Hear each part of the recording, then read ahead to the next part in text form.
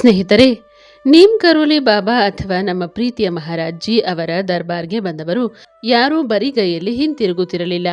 ಬಾಬಾ ಅವರ ಪವಾಡಗಳು ಕೇವಲ ಜನರನ್ನು ಬೆರಗುಗೊಳಿಸಲು ಇರಲಿಲ್ಲ, ಬದಲಿಗೆ ಒಬ್ಬ ಮನುಷ್ಯನ ಅಹಂಕಾರವನ್ನು ಅಳಿಸಿ ಅವನಲ್ಲಿ ಭಕ್ತಿಯನ್ನು ತುಂಬಲು ಇರುತ್ತಿದ್ದವು.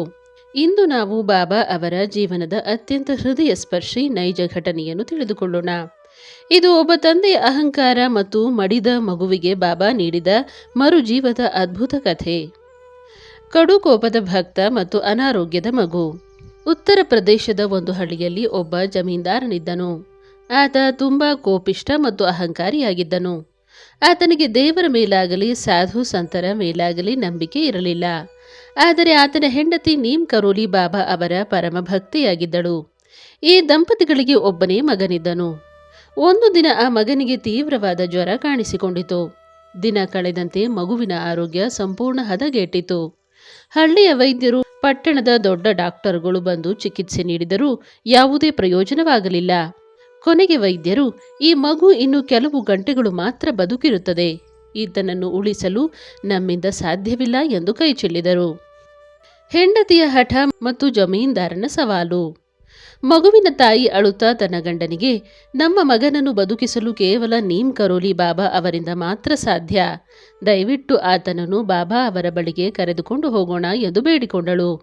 ಮೊದಲು ಕೋಪಗೊಂಡ ಜಮೀನ್ದಾರ ಕೊನೆಗೆ ಮಗನ ಪ್ರಾಣ ಉಳಿಸಲು ಬೇರೆ ದಾರಿ ಇಲ್ಲದೆ ಒಪ್ಪಿಕೊಂಡನು. ಆದರೆ ಆತ ಮನಸ್ಸಿನಲ್ಲಿ, ಒಂದು ವೇಳೆ ಈ ಸಾಧು ನನ್ನ ಮಗನನ್ನು ಬದುಕಿಸಿದರೆ ನಾನು ಇವರ ಕಾಲಿಗೆ ಬೀಳುತ್ತೇನೆ, ಇಲ್ಲದಿದ್ದರೆ ಇವರ ಆಶ್ರಮವನ್ನು ಧ್ವಂಸ ಮಾಡುತ್ತೇನೆ ಎಂದು ಸವಾಲು ಹಾಕುತ್ತಾ ಸಾಯುವ ಸ್ಥಿತಿಯಲ್ಲಿದ್ದ ಮಗನನ್ನು ಕಾರಿನಲ್ಲಿ ಮಲಗಿಸಿಕೊಂಡು ಕೈಂಚಿ ಧಾಮ ಆಶ್ರಮಕ್ಕೆ ಬಂದನು. ಆಶ್ರಮದಲ್ಲಿ ಬಾಬಾ ಅವರ ವಿಚಿತ್ರ ವರ್ತನೆ. ಅವರು ಆಶ್ರಮ ತಲುಪಿದಾಗ ಮಗುವಿನ ಉಸಿರಾಟ ಬಹುತೇಕ ನಿಂತು ಹೋಗಿತ್ತು. ಮಗು ಕಣ್ಣು ಮುಚ್ಚಿತ್ತು, ಶರೀರ ತಣ್ಣಗಾಗಿತ್ತು. ಜಮೀನ್ದಾರ ಮಗನ ದೇಹವನ್ನು ತಂದು ಬಾಬಾ ಅವರ ಪಾದದ ಮುಂದೆ ಮಲಗಿಸಿ, ಬಾಬಾ, ನೀವೇ ದೊಡ್ಡ ಸಂತ ಎಂದು ನನ್ನ ಹೆಂಡತಿ ಹೇಳುತ್ತಾಳೆ, ನನ್ನ ಮಗ ಸಾಯುತ್ತಿದ್ದಾನೆ, ಇವನನ್ನು ಬದುಕಿಸಿ ಎಂದು ಅಹಂಕಾರದಿಂದಲೇ ಹೇಳಿದನು. ಆದರೆ ಬಾಬಾ ಆತನನ್ನು ನೋಡಿ ಜೋರಾಗಿ ನಗಲು ಪ್ರಾರಂಭಿಸಿದರು. ಬಾಬಾ ಹೇಳಿದರು, ನಾನೊಬ್ಬ ಸಾಮಾನ್ಯ ಮನುಷ್ಯ, ನಾನೇನು ಡಾಕ್ಟರಾ? ನಿನ್ನ ಮಗ ಸತ್ತಿದ್ದರೆ ಅವನನ್ನು ಸ್ಮಶಾನಕ್ಕೆ ಕರೆದುಕೊಂಡು ಹೋಗು, ಇಲ್ಲಿಗೆ ಏಕೆ ತಂದಿದ್ದೀಯಾ? ಇಲ್ಲಿಂದ ಹೊರಡು ಎಂದು ಗದರಿಸಿದರು. ಬಾಬಾ ಅವರ ಮಾತು ಕೇಳಿ ಜಮೀನ್ದಾರನಿಗೆ ಕಡುಕೋಪ ಬಂದಿತು. ಆತ ಬಾಬಾ ಅವರನ್ನು ಬೈಯಲು ಶುರು ಮಾಡಿದನು.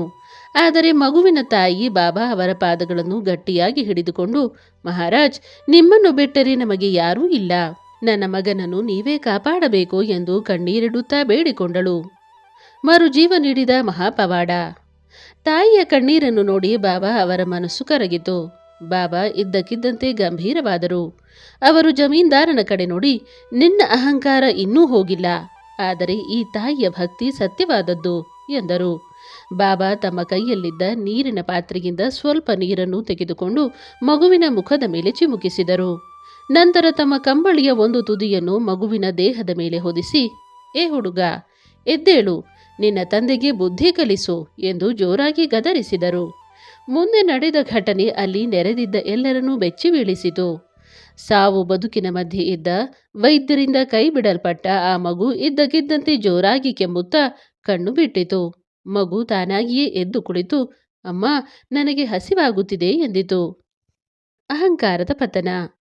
ತನ್ನ ಕಣ್ಣೆದುರೇ ಮಗನಿಗೆ ಮರುಜೀವ ಬಂದದ್ದನ್ನು ನೋಡಿ ಆ ಜಮೀನ್ದಾರನ ಇಡೀ ಅಹಂಕಾರ ಕರಗಿ ನೀರಾಯಿತು. ಆತನ ಕಣ್ಣುಗಳಿಂದ ಆನಂದ ಬಾಷ್ಪ ಹರಿಯಿತು. ಆತ ತಕ್ಷಣ ಬಾಬಾ ಅವರ ಪಾದಗಳಿಗೆ ಬಿದ್ದು, ಬಾಬಾ, ನನ್ನನ್ನು ಕ್ಷಮಿಸಿ, ನಾನು ನಿಮ್ಮನ್ನು ಪರೀಕ್ಷಿಸಲು ಬಂದಿದ್ದೆ, ನನ್ನ ಅಹಂಕಾರ ನನ್ನ ಕಣ್ಣುಗಳನ್ನು ಕುರುಡಾಗಿಸಿತ್ತು ಎಂದು ಕ್ಷಮೆ ಕೇಳಿದನು. ಬಾಬಾ ಆತನನ್ನು ಎತ್ತಿ ಸಮಾಧಾನಪಡಿಸಿ, ಯಾವತ್ತೂ ದೇವರನ್ನು ಮತ್ತು ಭಕ್ತಿಯನ್ನು ಪರೀಕ್ಷಿಸಬೇಡ, ಪ್ರೀತಿಯಿಂದ ಎಲ್ಲವನ್ನೂ ಗೆಲ್ಲಬಹುದು ಎಂದು ಆಶೀರ್ವದಿಸಿದರು. ಆ ಜಮೀನ್ದಾರ ಅಂದಿನಿಂದ ತನ್ನ ಸಂಪತ್ತನ್ನೆಲ್ಲ ಬಡವರ ಸೇವೆಗೆ ಮುಡುಪಾಗಿಟ್ಟು ಬಾಬಾ ಅವರ ಪರಮ ಸೇವಕನಾದನು. ಸ್ನೇಹಿತರೆ, ನೀಮ್ ಕರೋಲಿ ಬಾಬಾ ಅವರು ಕೇವಲ ರೋಗಗಳನ್ನು ವಾಸಿ ಮಾಡುತ್ತಿರಲಿಲ್ಲ, ಮನುಷ್ಯನ ಒಳಗಿರುವ ಅಹಂಕಾರ ಮತ್ತು ಕೆಟ್ಟ ಗುಣಗಳನ್ನು ನಾಶ ಮಾಡಿ ಅವರಿಗೆ ಹೊಸ ಜೀವನವನ್ನು ನೀಡುತ್ತಿದ್ದರು. ಜೈ ಮಹಾರಾಜ್ಜಿ.